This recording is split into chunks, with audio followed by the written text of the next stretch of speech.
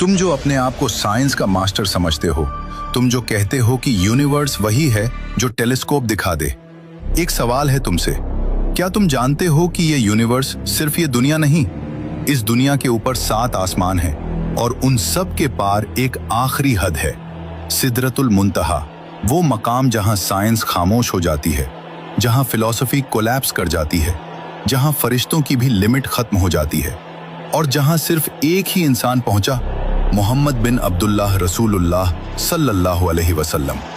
ये कोई कहानी नहीं, ये मेटाफर नहीं, ये इमेजिनेशन नहीं, ये हकीकत है।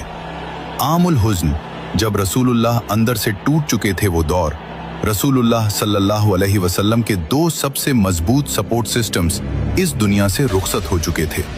सैयदा खदीजा अलैहिस्सलाम मोहब्बत, यकीन, इमोशनल सुकून, चाचा Abu Talib protection, social shield, political support. आज की साइकोलॉजी इसे कहती है डबल अटैचमेंट लॉस ट्रॉमा, मतलब दिल थक चुका था, दिमाग बोझ से भरा था और दुनिया बेरहम। और याद रखो, अल्लाह दर्द को डिनाई नहीं करता, अल्लाह टूटे हुए दिलों को बुलाता है। एक रात जब सारा मक्का सो रहा था और एक दिल जाग रहा था, तभी जिब्रील अलैहिस्सलाम आए। न कोई वार्निंग, न कोई सवाल, बस एक जुमला, अल्लाह आपसे मुलाकात करना चाहता है।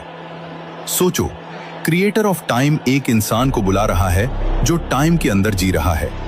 ये सफर नहीं था, ये डिवाइन इनविटेशन था। घर से बाहर आए और देखा एक मखलूक, घोड़े से छोटी, गधे से बड़ी, उसका नाम बुराक, रूट वर्ड बरक। साइंस कहती है लाइट फास्टेस्ट फिनोमिना है, लाइट के लिए डिस्टेंस मैटर नहीं करता। हदीस कहती है बुराक का हर कदम नजर की हद तक था। ये ट्रांसपोर्टेशन नहीं था, ये स्पेस कंप्रेशन था। अल्लाह ने डिस्टेंस को ही खत्म कर दिया।